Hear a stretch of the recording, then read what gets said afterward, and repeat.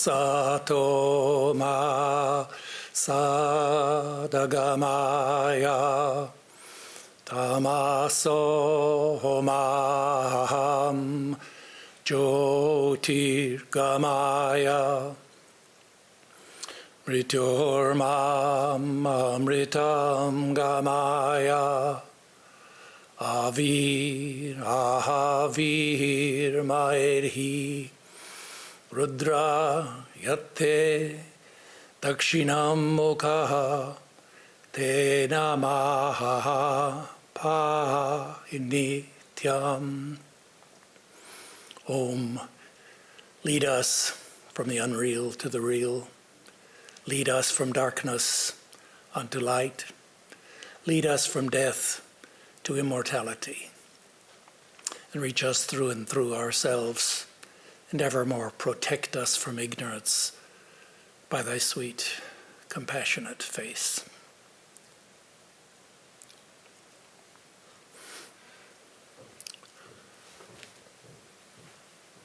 So my subject this morning is, what is spiritual awakening?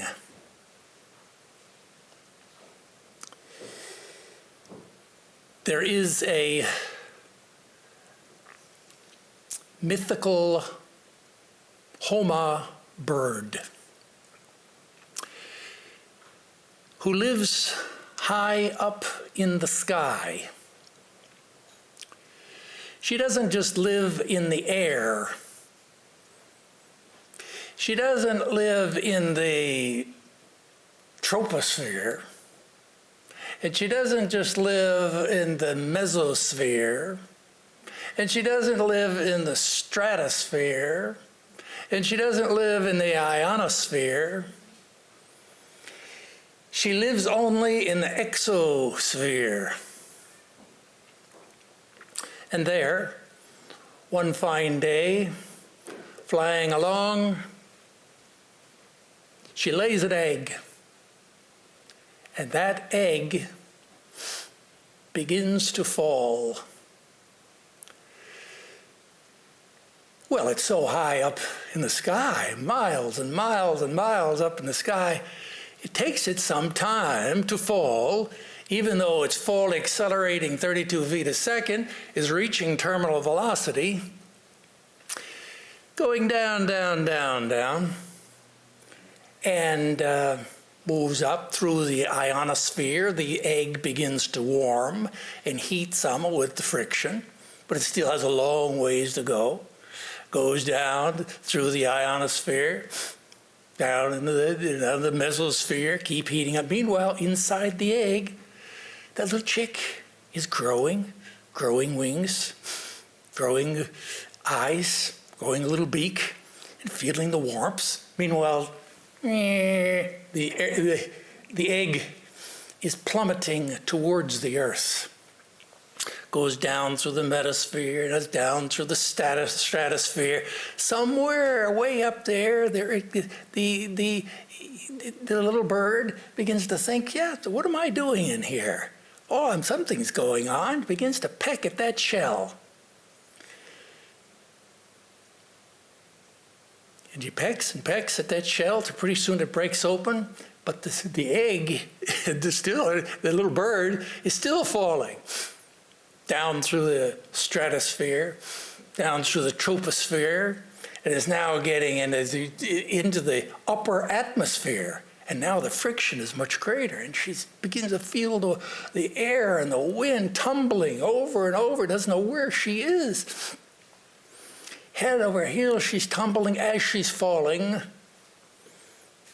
and sees a little glimpse of some clouds. She's falling, turns up, sees a bright sun overhead, turns over again, and what does she see coming up towards her? The earth. What a frightening sight. She gives a screech, and at the very last minute makes a U-turn, spreads her wings, and flies back up to her mother in the sky. Now we may ask the question, why did the little bird, why did that Homa bird fly away? Why didn't she just light on the ground? Slow down, she could have put out her wings, get a parachute effect, and just light it on the ground. Didn't do that. Why? Because she saw things as they really are. That is, she saw reality. Part of the predicament of humankind is that we see through a glass darkly. We often don't see things as they really are, and we often don't see the nature of reality. We know that Lord Buddha, he tells us, we learn in the very early times that there's 3 signs of being.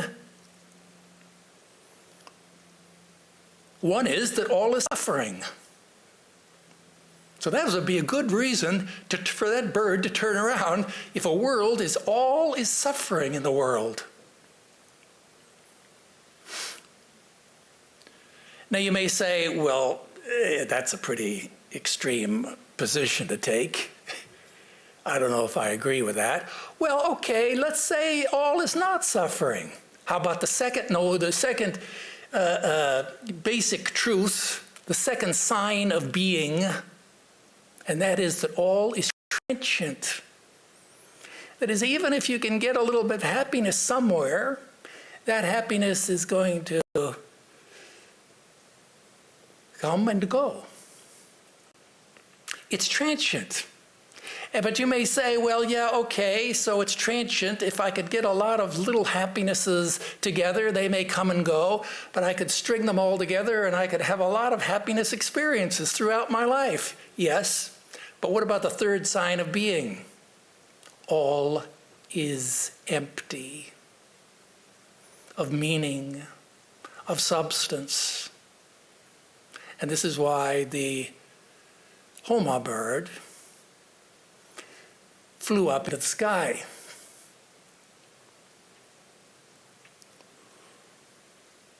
Now, here we're going to walk around this subject a little bit. We're talking about the awakening of spiritual consciousness. In Indian philosophy, they use 2 words, pravritti, nivritti. Talking psychologically, the yoga psychology, about 2 great directional movements of the psyche. In the history of the soul, birth and death, born again and again, in the course of the evolution of the human soul, goes through a great cycle. Think of the cycle, we can think of a wheel which is moving forward. And when a wheel moves forward, if you look at the spokes, the topmost spokes, it moves forward and downward. And then when it gets around 6 o'clock, it moves inward and upward. The forward and downward movement of the wheel is called pravritti. That means forward turning. And the second half of the cycle is called nivritti. That means turning away. And the idea of the yoga psychologists is that during the first part of the evolution of the cycle, phase of the cycle of the evolution of the human soul, that our psyche are turned outwards. And we feel unfulfilled. We feel we're searching for happiness. Somehow we've come to believe that happiness can be achieved by the satisfaction of desire. And so we live our lives in pursuit of sense objects, of acquisition of and enjoyment. But soon on, we begin to realize that the fire, that is of desire, although temporarily, it is satisfied when you put fuel on the fire. It dies down a little bit. But we see that as soon as it catches fire, the fire burns more brightly than before. And therefore, at some point, we're going to come to the conclusion that if we want to achieve full contentment, that is to satisfy our desires, the answer is not about heaping on more fuel, but maybe about taking away some fire. And so here now the cycle has come down to around 6 o'clock of the turning of the wheel. It's a turning inward. Paranchikani vetranat swayambhus tasmat parahan pashyati nantaratman kashchidhira pratigatmanamaikshad avritta chakshur armatattva. Beautiful verse there from the Katha Upanishad, 4th chapter, talking about our same subject that we are this morning. And the question there is, when did this first happen in the course of the history of humankind, that people began to turn within? Well, there must have been a sage in ancient times. We are born. When we're born, our senses are turned outwards. That's natural. It's natural for us to pursue happiness and fulfillment outside. That's what everybody does. But somewhere, sometime in history, there must have been the first person who got the right idea that maybe we ought to turn within. And thus he turned within and became a great sage. Nivritti, that's what nivritti means. It means it's time to do some inner work. It's time maybe to withdraw from reduce our activities in the external world, to withdraw within, and this is the great cycling of the mind, inward and upward. And so naturally, we begin to seek for some contentment and fulfillment. We hear the kingdom of heaven is within. And so naturally, we begin to seek within, seek out some mentor or spiritual guide who will help us to progress in our inward life. So we have there the great cycle of the great turning of the wheel. Think about a man who just gets up in the morning. He has a lot of energy. So he thinks, yes, what am I going to do? I ought to do something constructive today. So he goes out and he's going to mow the lawn. He mows the lawn. Then he trims the lawn. And he goes and he trims all the bushes and the hedges in the front yard. He goes down the driveway, rakes the gravel in the driveway. Now it's starting to be afternoon. He goes in the back, trims the trees, works in the garden, digs the weeds in the garden, works all afternoon there in the garden. Now it's around late afternoon. He sits down on his front porch. Yes, he feels, yes, I've done a lot of work, achieved a lot of things, but I still have a lot of energy. It still isn't really enough for me to get to. I feel like I've really done something today. You know what? He says, I think I'll go inside. He goes inside. What does he see? There he sees his house. Everything's a mess. So he starts picking up stuff. He starts putting things in place, tidying up the living room, goes in the kitchen, washes the dishes, goes out, he gets the vacuum cleaner, he's cleaning downstairs. I feel like really, everything looks so clean. Begins to dust the furniture, then he goes upstairs, continues vacuuming. Now it's getting pretty late. Neighbors are maybe here next door. It's getting late, 9, 10 o'clock, that vacuuming is running. He's doing inner work. So you can see the cycle. From outside, he turned inside. A little bit different in the perspective on our subject, because the first turning was a turning of consciousness. The second is a turning from outward to inward, pravriti to nivriti. What we're interested in kind of focus this morning is on that point where the guy is sitting on his porch. He's somewhere in between. That is the turning point. That's the kind of time when the directional movement of our mind and our soul takes a radical turn. Even though we may not be aware of it, it's not so dramatic.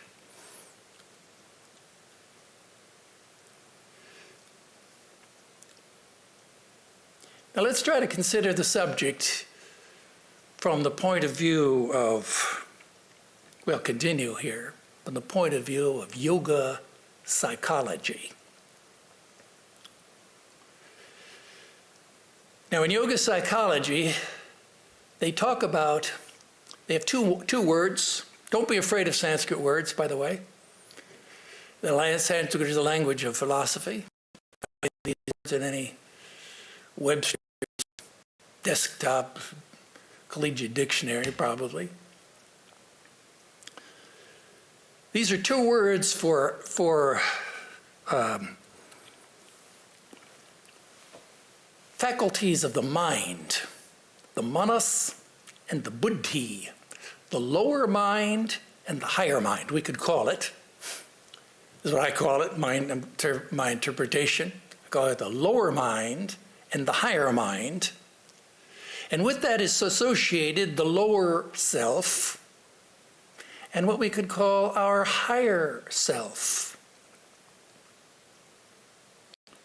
Now the manas, which is the Sanskrit word, you see the word M-A-N-A-S, it means man. And what does man, it's cognate with our word man, what does man mean? Man means the thinking being. The thinker. So the manas is generally one way of understanding the manas is just the mind. It's just our ordinary mind. It's just the matrix of thinking, feeling, and willing. And notice here, what we're talking here about levels. Those of you who are students of Indian philosophy, you know that we have 5 different sheaths or koshas or levels of ourself. There's the physical body, and then there's our energy body, then there's the mind. That's the 3rd level of interiority within as we go within ourselves. We're talking about the mind. What is the function of the manas? That is the lower mind. Well, we could call it the perceptual mind because its function is to perceive with using the 5 senses, the 5 organs of knowledge. They're called gyanendriyas. And to perceiving that, getting its information processing, basically, that's its job. That information comes in through the senses. It's referred to images and thoughts and likes and dislikes. That is, there is within us all of our samskaras, all of our vasa, that is our unconscious. And then the job of the manas is to coordinate and to harmonize that input with our inner self, that is our inner thoughts and our feelings and our likes and our dislikes, and to achieve kind of a state of conclusion, of happiness. That's the job of the manas. The manas is, that is our lower mind, is very close to the physical body and the energy body. It's just one little bit up. It's a continuous. These are continuous vibrational levels. So the lower mind, that is our ordinary walking around mind, is very tuned to the life forces within us. That is our feelings. That's our feelings. And to our primary emotions, and to our physical body. We're identified with our body. That is to say, the lower mind our mind, is relatively gross. It's not as gross as physical body, but it is of a lower vibration. And it's also, this lower mind is also very keyed into the circuitry of the unconscious. That is, all of our past impressions, all of the things what make we ourselves what we are today, what in Sanskrit they call the samskaras and the vasanas, all of our unconscious latent tendencies that make up our personality and our character. The manas is very tuned into, very sensitive to that circuitry, and the current of will force runs through the circuits. That's all it does. And so the manas is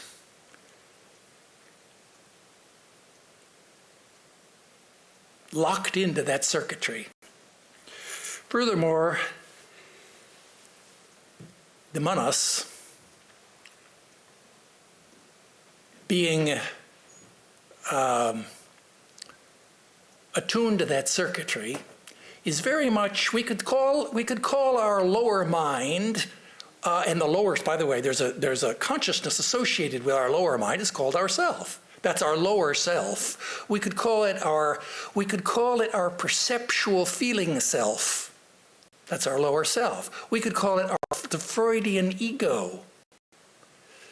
It's because the Freudian ego, as you know, is very much tuned in, is a puppet of the unconscious. And Freud uses the famous analogy of the iceberg. An iceberg, you've seen pictures there, the iceberg. If you see an aerial photo, you can see the whole iceberg. It's a vast undercarriage, which is beneath the surface. That's the unconscious. They have a little peak poking up above the surface. That's our conscious mind. That's our ego. That's our Freudian ego. And it's locked into the unconscious. And that's our lower mind. Now, Freud doesn't give us a very optimistic picture of ourself. In fact, he gives us a very depressing picture of ourself. And therefore, thank God, we have access to the wisdom of the East, who's going to give us a whole new, different dimension of who we really are. And that is going to inform us that we have a higher mind. In addition to our ordinary walking around everyday mind, we have a higher mind. It's called the buddhi. Buddhi, a Sanskrit word, just means awakened. You know, the word Buddha, same word. It's called the buddhi, is the higher mind. The higher of the buddhi is translated, we can translate the word buddhi by the word intelligence. The buddhi is the intelligence within us. And the intelligence within self-conscious being, there's intelligence everywhere, but the intelligence in self-conscious beings is called reason.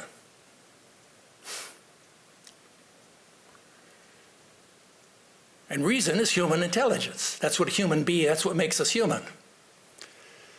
That is, we are rational, this is our rational self. Now, what is the role here, the reason within us? That's the logos within us. We have an organizing principle within our own self, which is our own higher self. It's called the logos. There's a logos within, and there is a logos without. And it's our intelligence within which enables us to perceive the law and order in the world and the intelligent functioning of things in the world. The purpose of reason is not perceptual, but it's to take percepts and to abstract from them higher concepts, that is, ideas. The buddhi doesn't have thoughts, it has ideas. And the buddhi also does in addition to being conceptual, that is, it's a conceptual faculty within us, and we're talking about a higher faculty within ourselves.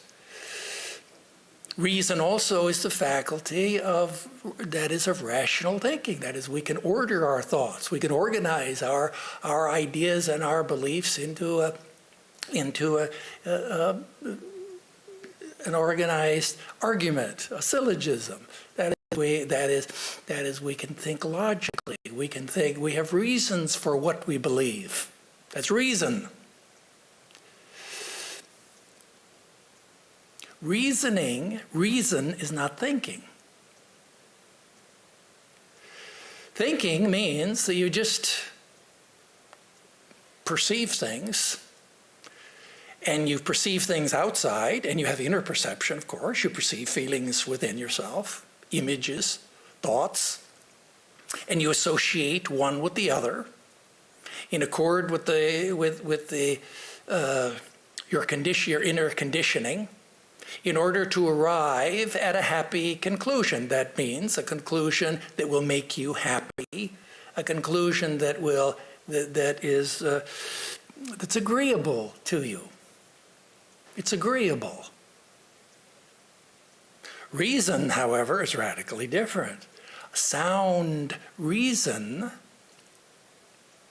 doesn't deal with percepts and feelings. Feelings and emotions, that is the primary emotions. You know, we also have higher emotions. There's primary, secondary, tertiary emotions. It doesn't deal with those emotions. It deals only with pieces of knowledge. That is, it deals with facts, what we call facts. And it orders facts in order to produce, that is, in the form of organizing facts, in order to produce knowledge. The product of reason is knowledge. And therefore, in the Vijnana Maya Kosha, that means the Manomaya Kosha, that's our mind, the sum total of the content of the mind field. What's the contents of the mind field? The contents there is just thoughts. It's just percepts. It's feelings. It's conditioned responses. That's the content. But if we take there's a higher field. There's a higher vibrational field of the Vijnana Maya Kosha. What is it filled with? Knowledge. Higher knowledge of things that we have reasons to believe. Things which are true.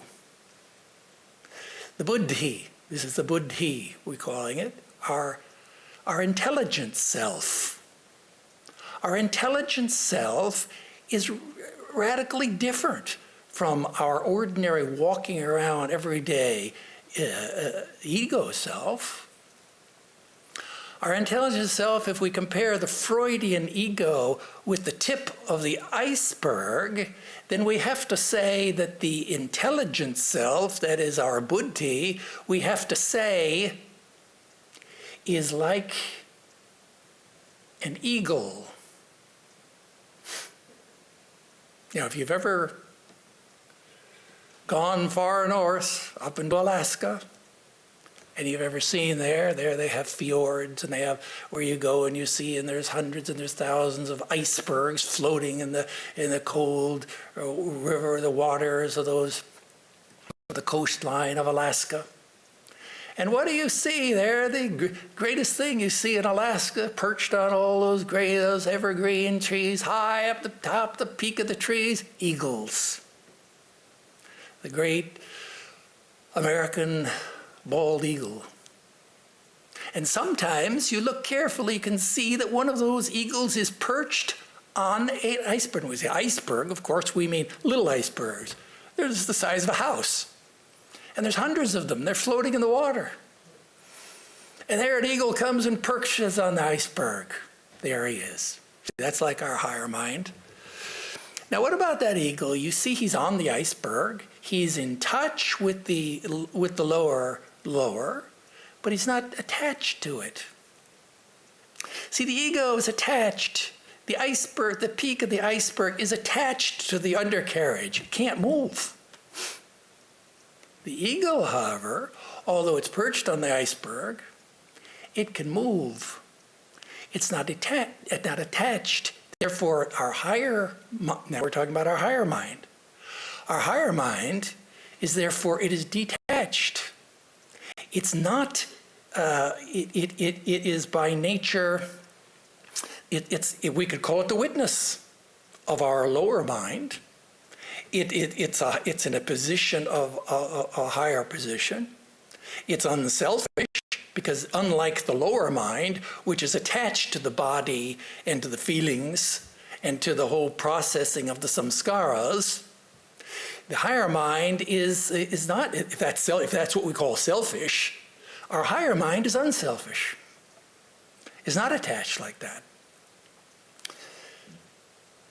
And therefore, it exists in a state of higher vibration.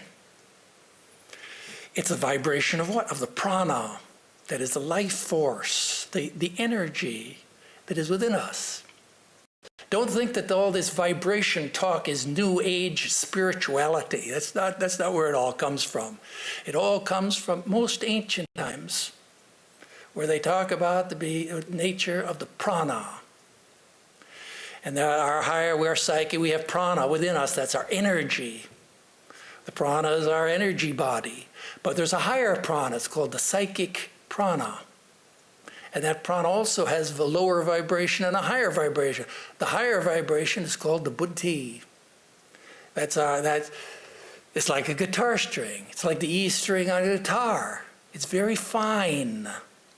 Why does that guitar string vibrate at a higher level? Why? Because it's fine. It's very thin. It's a finer substance. Therefore, our higher mind is of a very fine-grained substance called akasha. And the vibration, because it's fine, what does that mean? Fine means, because it's fine, it's like the edge of a knife. An edge of a knife is also fine. What does that mean? That means it cuts. That means that it has knowledge. That means because it's finer, it has more power, it has more control. Subtler things have more power than gross things because they're finer and because they're more extensive. Therefore, they control, the subtle controls the gross. Therefore, our higher mind, by nature, just by the nature of its being, is capable of controlling our lower mind. And therefore, the rational self, its job, what does the rational self do? The rational self, its job is just to know. It's objective. It's to live objectively. You say, like a witness. To perceive, in fact, in Zen Buddhism, they use the famous analogy of the mirror. They say that the sage is one who is established in pure reason. He uses his mind like a mirror. The mirror does not grasp. It doesn't refuse. It accepts, but it doesn't keep. It's objective. That's the reason. That's the buddhi. That's the higher mind within us. So, now let's look at some more about the buddhi. The buddhi is the intelligence. It's the intelligence within us. There's three kinds. There's three modes of intelligence. One mode is called when intelligence is involved. It's called instinct. And that's our lower mind. When intelligence is natural, and we call it reason. Human, our natural intelligence is called reason. That's the second mode. But now intelligence, when it is refined and trained and disciplined and turned within, that is our self. We're talking here now about our rational self, our mind. When our rational mind is refined and disciplined and turned within, it becomes intuition.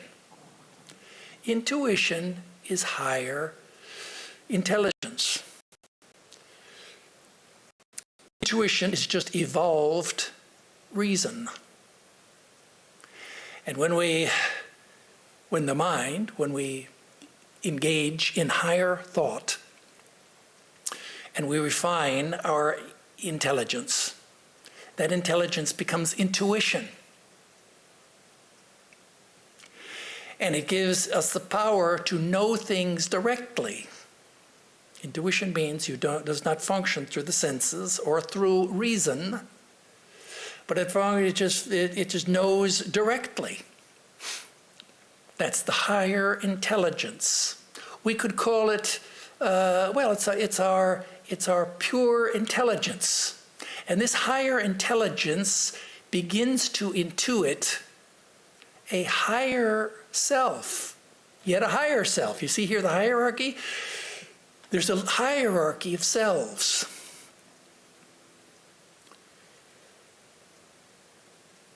The intelligent self begins to intuit the existence of a transpersonal, metaphysical, spiritual self.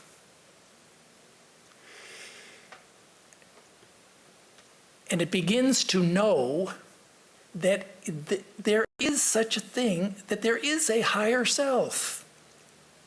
It gets that is the intelligent person, comes to understand that I have a spiritual self. I have a higher self. I have a soul. Let's call it the soul. Begins to intuit that I have a soul. I have an Atman. That is a spirit. There is a spirit within me. That I'm not just body and I'm not just mind, I am also a spirit. There's a third dimension. See, humans are body, mind, and spirit. So now the intelligent self, the intelligence, now we could call it spiritual intelligence. We have now developed, it's possible for us now, as we think, we use our higher reason, we refine our reason, and we purify ourselves. That is, we purify the Vijnana Maya Kosha. We develop that intuition. We come to know that we have a spirit soul, that we have a spirit soul, and not only that we have a soul, but we begin to intuit that we are a soul. And we begin to intuit means we. Who does we? We means just my intelligent self, my spiritual intelligence. Me. It's just myself. It's called the Vijnanamaya Atma. See, we've moved from Manomaya Atma. See, it's the same word Atma all the way through. You have the body, the gross physical body, Annamaya Atma, the Pranamaya Atma, the Manomaya Atma, Vijnanamaya Atma.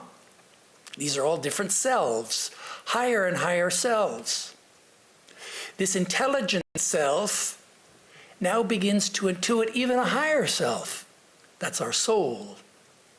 you have a soul. We become convinced not only do we have a soul, but we begin to feel we are a soul. And we begin to feel, that is, as the evolution, as we evolve, first we get the idea, I have a soul. Then we begin to feel, no, I am a soul. Then we begin to feel there's a great disparity between my soul and my behavior. And thus I begin to feel I've got to do something in order to make progress, to realize my higher self, that is my soul, the Purusha, the Atman within me. I've got to do something. I've got to do some spiritual practice. As I'm doing those things, what happens is become more and more aware of my higher self. This awareness of my higher self, that is the spirituality within us, is the source and the foundation of all universal innate ideas, of universal values, and of all those things which enable, that is, it gives us a foundation for all those higher values, and all enables us to make all of those things which were the knowledge, enables us to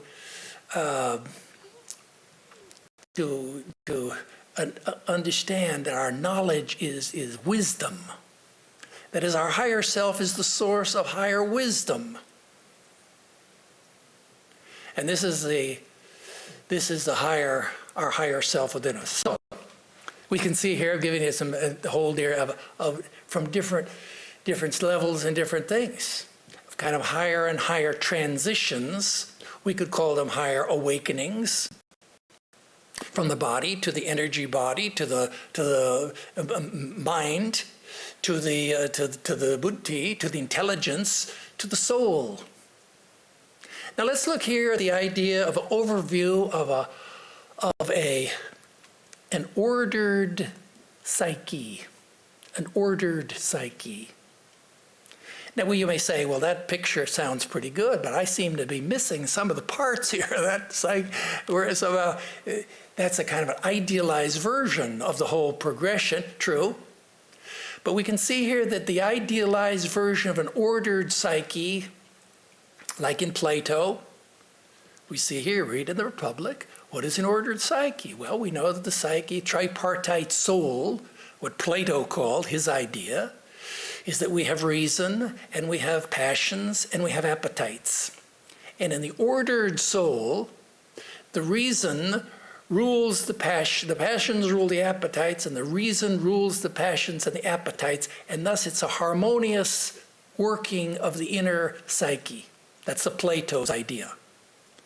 Indian philosophy adds to that a whole different dimension.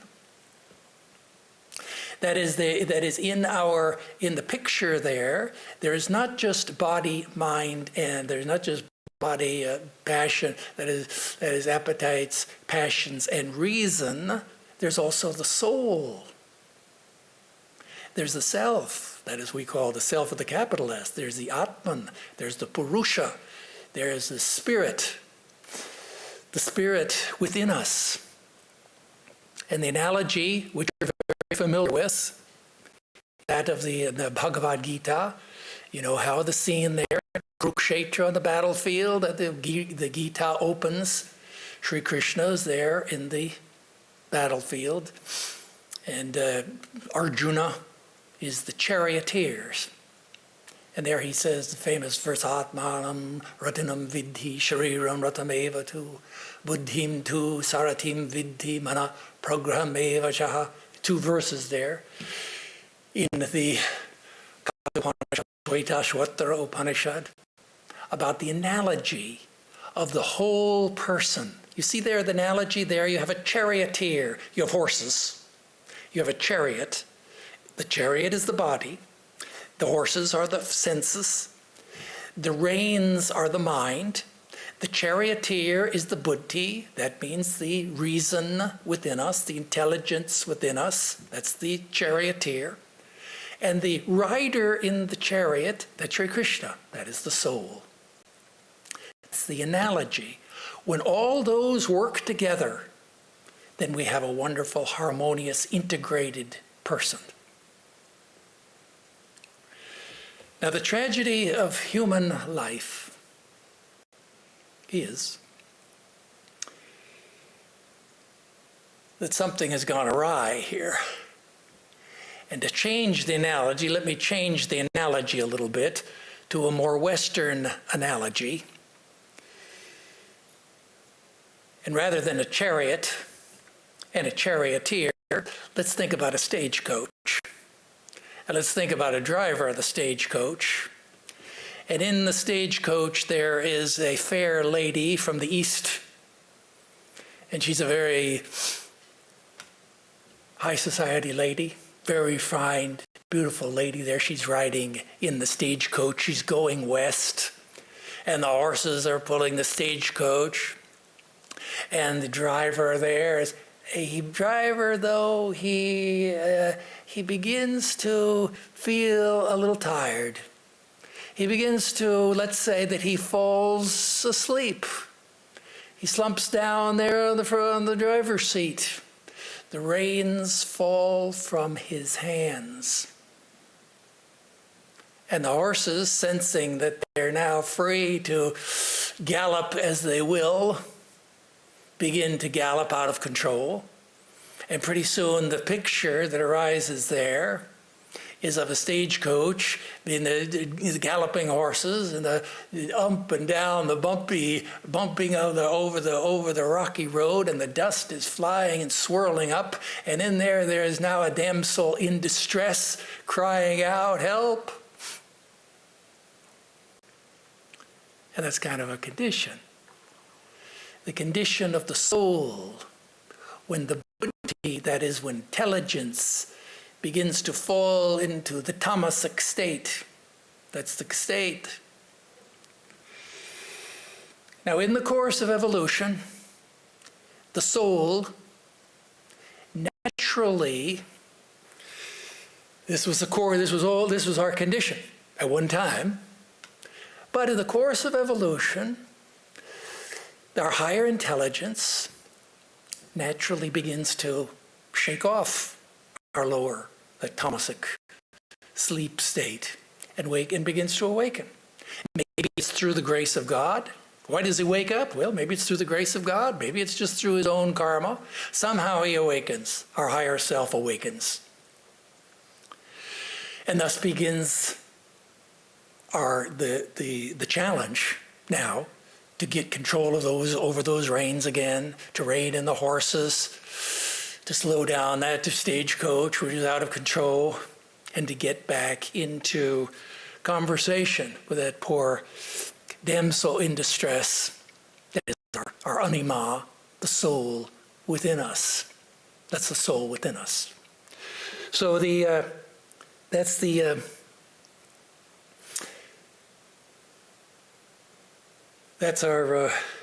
our subject here was the awakening of spiritual consciousness.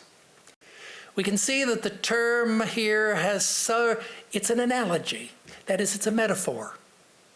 In one sense, it's used, the word awakening gives you the idea that you're awakening. See, it's a word. Now, this is used in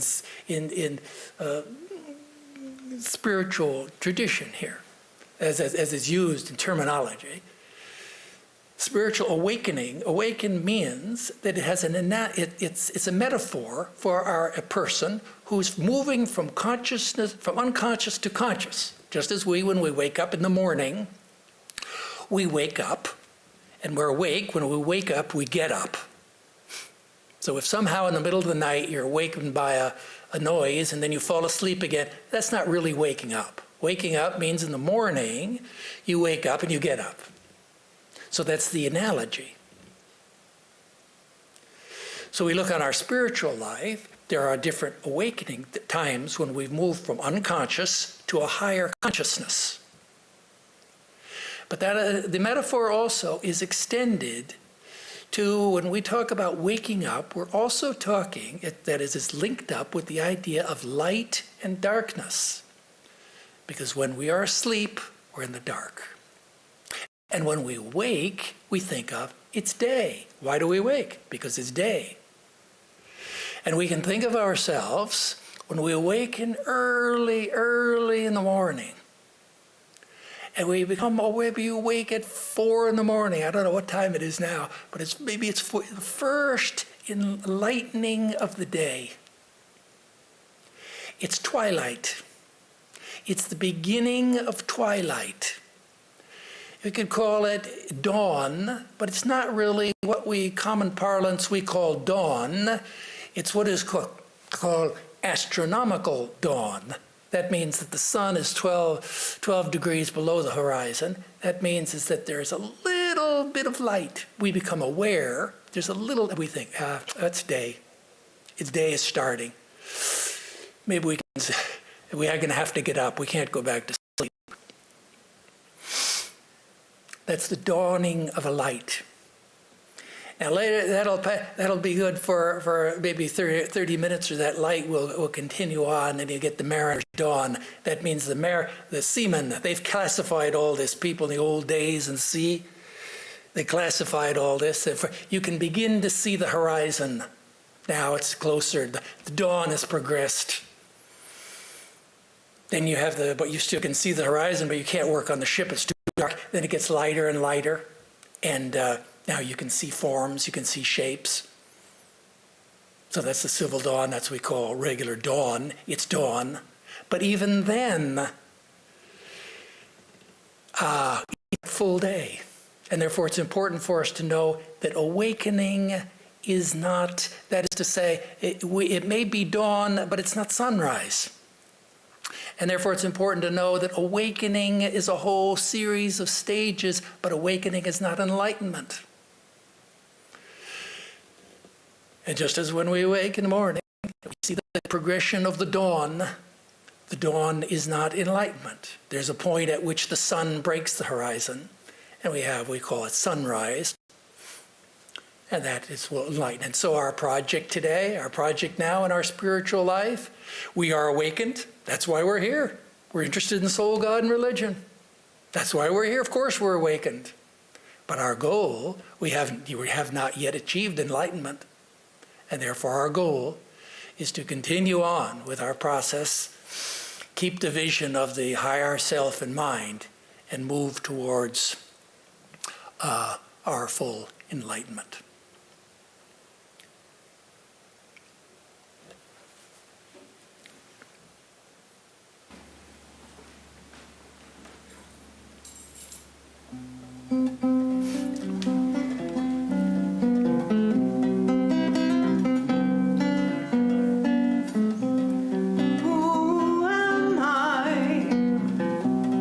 Where am I going? Did I come from this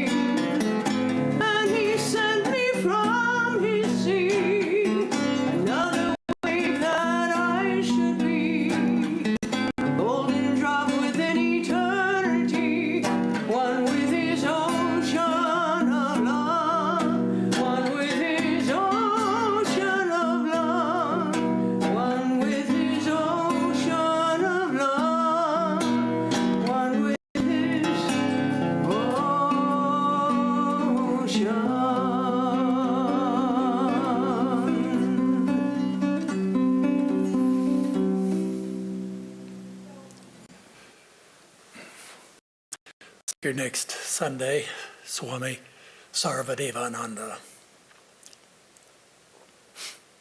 Om Dyo Hoshantihi Antariksha Havshantihi Prithvi Hishantihi Apashantihi O Shadaya Shantihi Vanaspataya Shantihi Vishwe Deva Shantihi Brahma Shantihi Saravam Shantihi Shantireva Shantihi Same Shantiredhi Om Shantihi Shantihi Shantihi.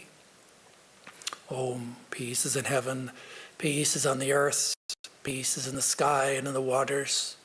The herbs and plants and trees are full of peace. The gods are peaceful. May this eternal universal peace enter our souls and beings. Om. Peace, peace, peace be unto us all.